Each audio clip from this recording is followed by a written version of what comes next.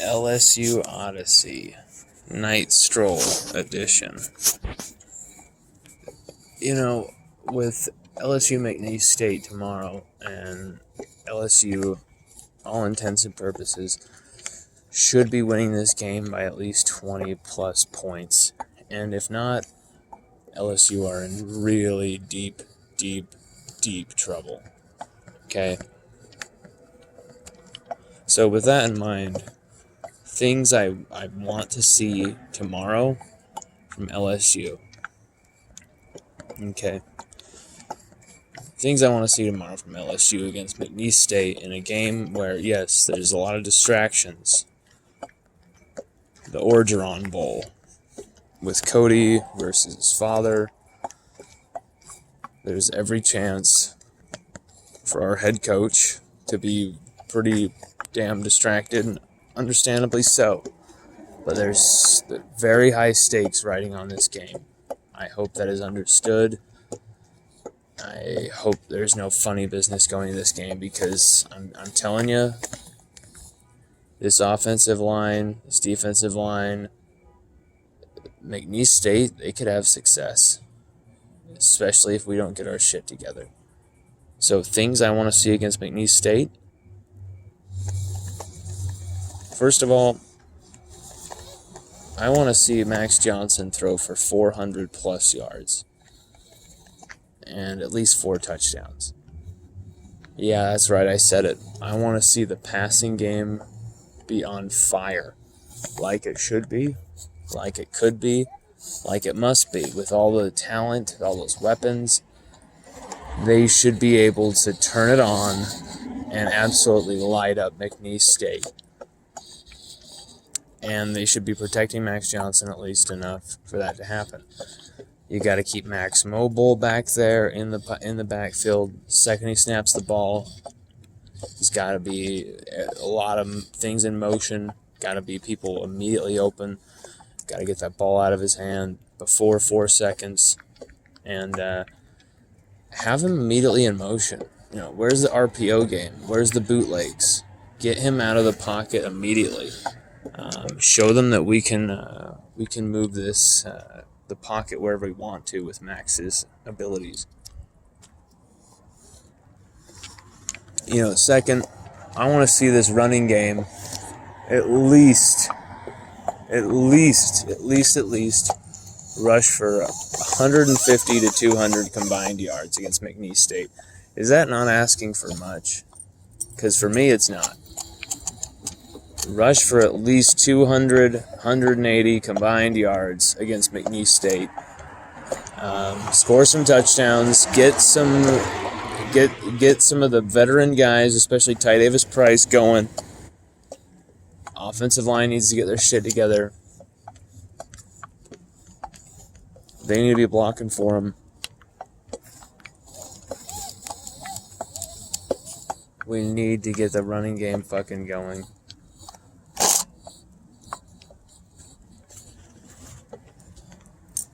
Next of all, after this, getting the running game going, I want to see at least 200-yard receivers. Yes, you heard me. 200-yard receivers. I want to see it, because we've got to have that guy who can say, hey, yeah, Butte is going to get 100 yards, but look what I can do. And this is Mcneese State. This is the perfect platform for a guy like Jeray Jenkins, Trey Palmer. If Jontre Kirkland is... Oh, wait, no. Jontre Kirkland, he's out as well. One of these veteran guys just to take the mantle. Or is it time for someone like Jack Besh to rack up the touchdowns, rack up the yards after catch? Brian Thomas, is it his time to come into the spotlight? I think there's a bunch of guys who get a bunch of yards and score a bunch of touchdowns today. I think that's on the cards here. I think you're going to see a big day out of Keyshawn Butte, of course, but I think you're going to see a big day out of Jack Besh.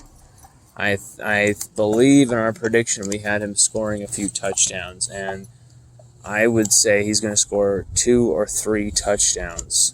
I really believe that. I think If LSU are smart, they'd be targeting him inside the red zone. I don't even think he was in any of the red zone packages. Will Devontae Lee step up? He had 1 target, 1 drop. It was just like a little 5-yard pass. Will we see more out of him? It'll be interesting, but there's so much opportunity for this LSU receiving corps to really light Mcneese State up. Really put some crazy numbers on the board. Okay, offensive line.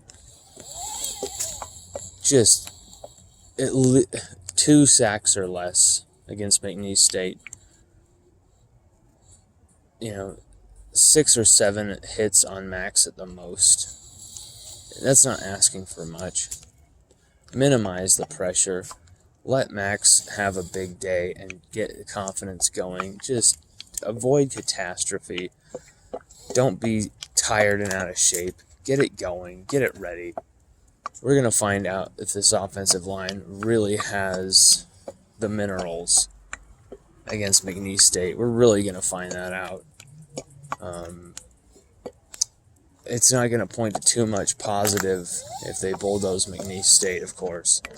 But if they at least fulfill that minimum expectation of kicking ass, taking names against such an obvious opponent that we should be dominating, then it will at least be some type of positive.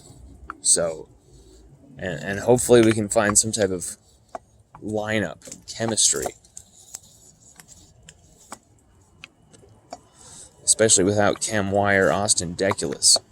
With that in mind, I think we have no choice but to go with Xavier Hill at left tackle, left guard Ed Ingram, center Liam Shanahan, but we got to keep him in motion because he is getting caught dead in the water when he is standing still after the snap. At right guard, I think you got to give Anthony Bradford the nod and see what he's capable of. Chasen Hines has been a liability. At right tackle, you got to give it to the freshman, Garrett Dellinger, and see if he is healthy enough, if he can fortify at right tackle. If not, Charles Turner can fill in on at least 3 of those roles. I think even giving Charles Turner a look at left tackle, maybe moving Xavier Hill to right tackle, that could be a move you could make as well. And use Garrett Dellinger more as a swing man with his, coming off a messed up shoulder. So I want to see aggression and toughness out of this offensive line. I want to see heart. I want to see them finish plays, start to finish, kicking ass. Moving on, I want to see this defense find out a way to stop these simple routes, these crossing routes, these little slants over the middle, these checkdowns that go for 20, 30 yards. I want to see LSU have a guy reading those, reacting, and then the team being there to help him and finish the play and gang tackle. Hardly any gang tackling unless it was 40 yards down the field for LSU's defense against UCLA. So that is so critical. Like, who's going to replace Jay Ward?